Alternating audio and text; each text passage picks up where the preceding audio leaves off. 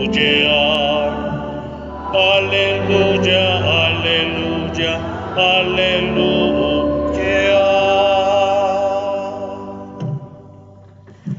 El Señor esté con ustedes.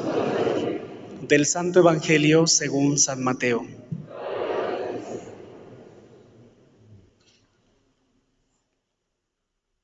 En aquel tiempo comenzó Jesús a anunciar a sus discípulos que tenía que ir a Jerusalén para padecer allí mucho de parte de los ancianos, de los sumos sacerdotes y de los escribas, que tenías que ser condenado a muerte y resucitar al tercer día.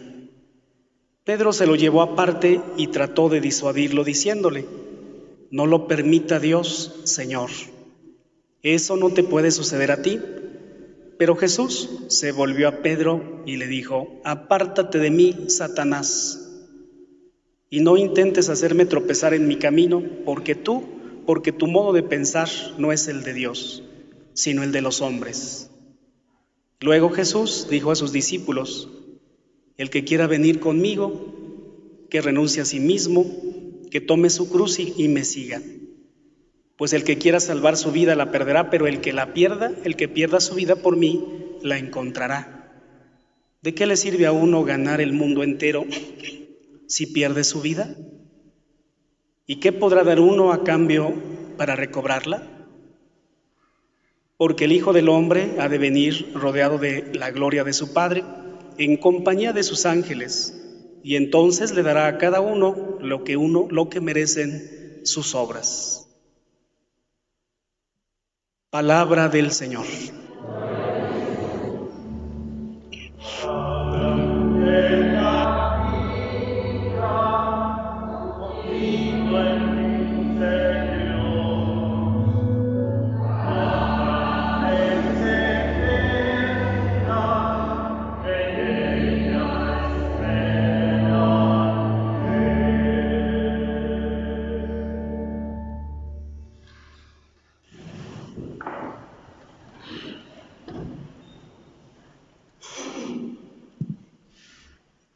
Buenos días a todos.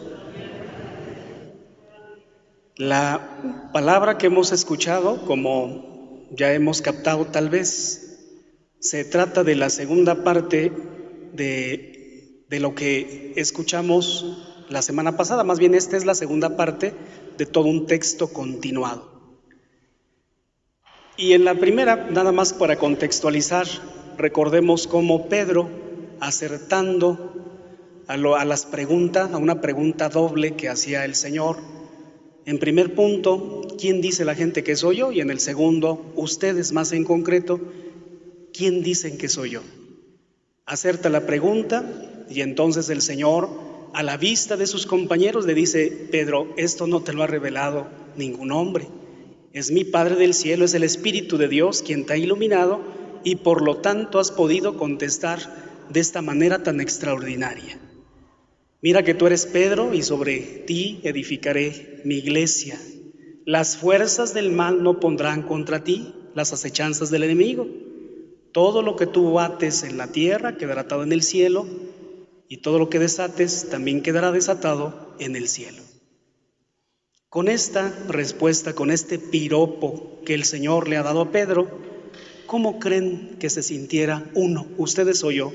Si ustedes hubieran estado en el lugar de Pedro, ¿cómo nos podríamos sentir? Híjole, imagínense nomás, que no es muy fácil de andar echando piropos del Señor Jesús. Sí, por ahí vemos en la Escritura que, miren, ese es un hombre de una sola pieza.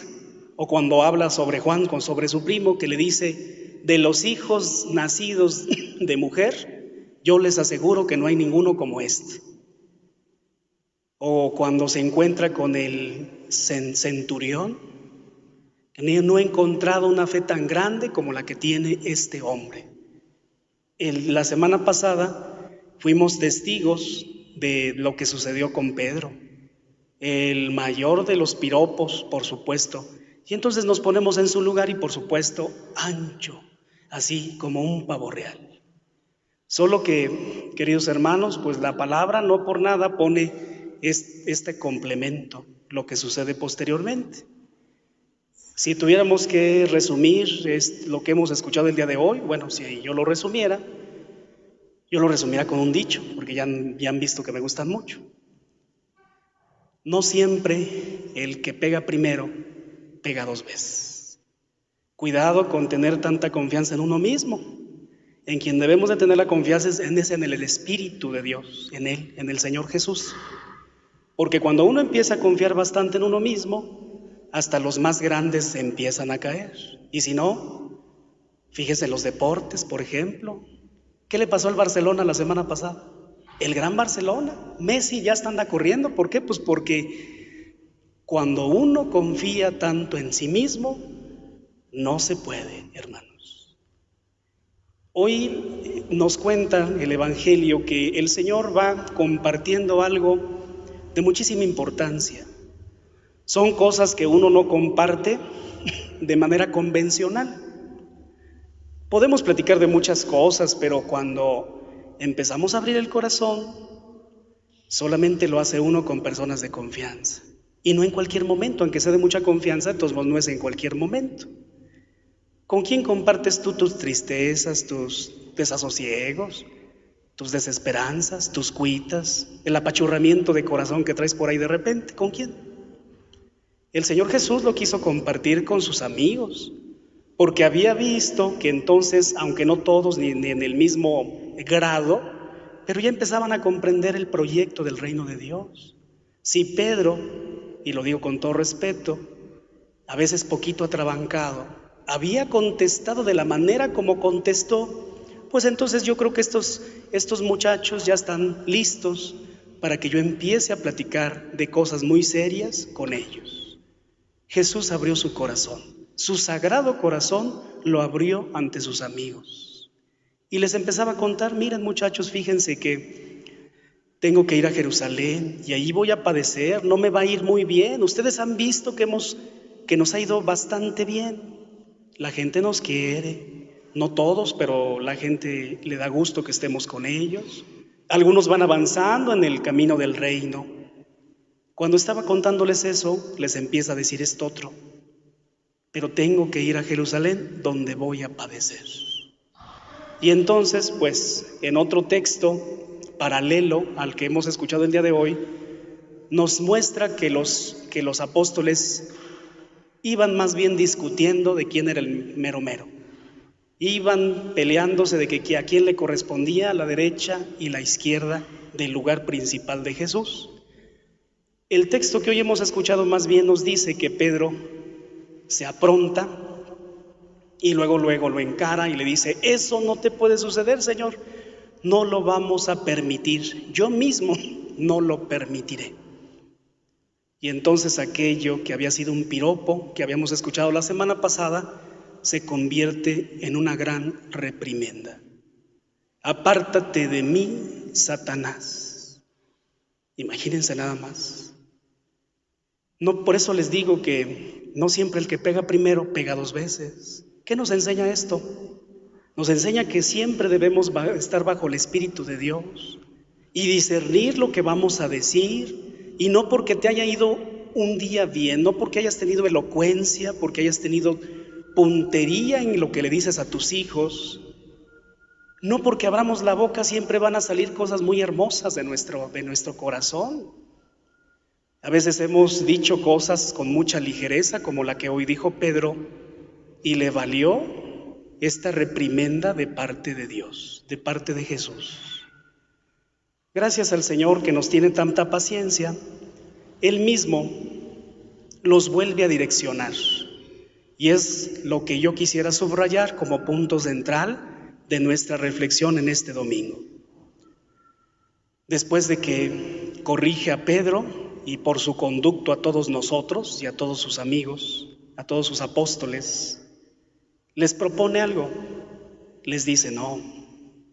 Por eso yo les digo que el que quiera. Y eso es importante, ¿eh? O sea, no es nada más una palabra con la que pega uno otra idea. No. O sea, eso lo dijo con todo poder y con toda alevosía y con toda ventaja el Señor. El que quiera seguirme, que se niegue a sí mismo, que tome su cruz de cada día y que me siga. Porque el que pierda por mí su vida, la salvará, pero el que no la pierda, el que pierda su vida por mí, la ganará, pero el que no, pues no. Hermanos, ya desde esa palabra del que quiera, eso nos debe de decir mucho a nosotros. Tenemos que ir poco a poquito, eso no se da de un día para otro, de un domingo para otro. Poco a poquito tenemos que ir revisando como lo vamos haciendo, como seguramente ustedes lo hacen. En el camino de seguimiento del Señor, ahorita todavía me siento como hace 30 años, cuando tenían que andarme arreando, cuando tenían que estarme regañando porque es que tengo que ir a misa y en el mes de la Cuaresma me tengo que confesar y me tienen que estar diciendo que tengo que ayunar y me tienen que estar diciendo lo que tengo que hacer. Ir creciendo, convertirse en adulto en la fe, como nos muestra San Pablo en sus escritos, cuando pone aquella figura de cuando somos pequeños tomamos leche, pero posteriormente más bien necesitamos de alimento sólido. Nosotros debemos ir creciendo en la fe. No podemos pedirle esto a un adolescente. A un niño es diferente, con ellos se va acompañándolos, tomándolos de la mano. Pero nosotros los que somos adultos sí tenemos que entender que también la adultez se tiene que vivir en la fe. Mucha tristeza que pasen las décadas y a lo mejor las arrugas se van notando, el pelo se va cayendo y otras cosas. Y resulta que en la fe continuamos siendo adolescentes. Son duras las palabras, pero el Señor les propone esto. Cuando la siguiente palabra, podemos decir algo sobre la siguiente palabra, yo quisiera ponerlo en este sentido. Negarse a uno mismo es una práctica algo complicada. Recuerden ustedes que somos imagen y semejanza de Dios. Quisiera compararlo con lo que sucede con obras tan hermosas como son los frescos de la Capilla Sixtina. Aquello que Miguel Ángel realizó de una manera extraordinaria y que con el tiempo, dado los años, porque los años no perdonan a nadie, ni tampoco a las obras, ni a la arquitectura, pues todo aquello se empezó a poner pues un poquito telarañento, ¿verdad? Se fue haciendo cada vez los colores originales ya no se miraban. El moho, la entrada de tantas personas, las veladoras, todo eso va anejando el fresco y la pintura. Hubo un momento hace algunas décadas, se hizo una gran restauración de esa gran obra.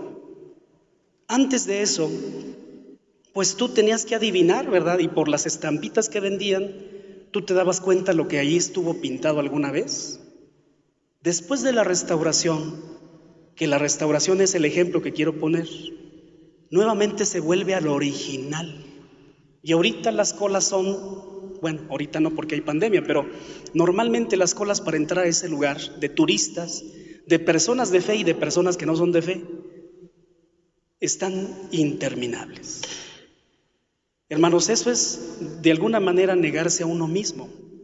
El original Dios nos lo da y es muy hermoso, pero nosotros le vamos poniendo, vamos desgastando la idea original y a veces por exceso y a veces por defecto vamos arruinando la idea que Dios tiene en nosotros.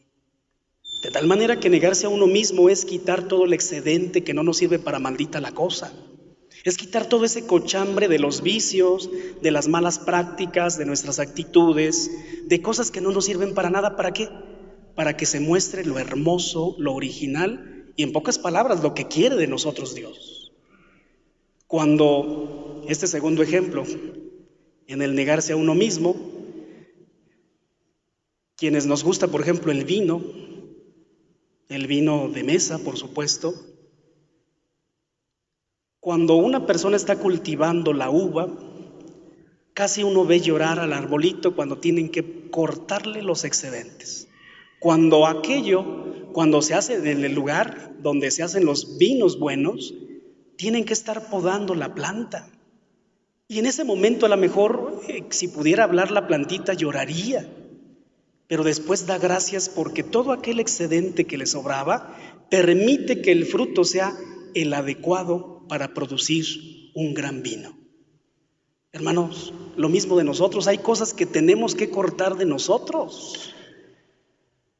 No hay peor actitud, y con esto casi vamos a terminar, porque ya me pasé de tiempo. No hay peor actitud, creo yo, que aquella que utilizamos mucho aquí en estos lugares. Pues yo así soy, y el que me quiera, qué bueno, y si no, que se aguante. Qué cosa tan espantosa. O sea, quiere decir que ya estás cerrado, o sea, tú ya no vas a crecer. No le hace que tengas los años que tengas, de todos modos ya te cerraste. Y a lo mejor tú lo estás diciendo y apenas tienes 20.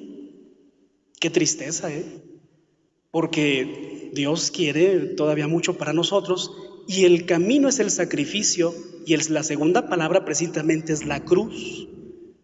La cruz no es la que te endilgan los otros. La cruz de cada día de la que se habla el día de hoy en el Evangelio no es aquella que te propone tu nuera, tu suegra o algún pariente de esos que tenemos. No, tú aguanta los carambazos, aguanta las maledicencias, aguanta todo eso que te dice. Es que esa es la cruz que Dios te ha dado. No inventen, claro que no. El Señor Jesús por eso al principio les dice: el que quiera, que sea capaz de negarse a sí mismo, que tome la cruz de cada día, la que yo le voy a dar, no la que la comadre, no la que la vecina, no la que la opinión pública quiere poner sobre ti, sino la de Dios. Recuerden que cruces no solamente hay la de Cristo, también estaba la del ladrón que no se arrepintió, y otras cruces en la historia que con tristeza veo que muchos van llevando. No, este no es un campeonato de sufrimiento. Si no sabemos cómo para qué es la cruz, es que el sufrimiento tiene sentido, pero cuando se hace de acuerdo a los parámetros y a la visión de Cristo. Si usted nomás sufre por deporte, entonces no es usted un cristiano, usted es un masoquista. Si usted sufre nomás por sufrir, pues entonces estamos equivocados. Estamos en otro evangelio. Este no es el evangelio de Jesús, es otro, no sé de quién será, de Lucas Gavilán o no sé quién será, pero de Cristo no es, definitivamente. Así sea. De pie.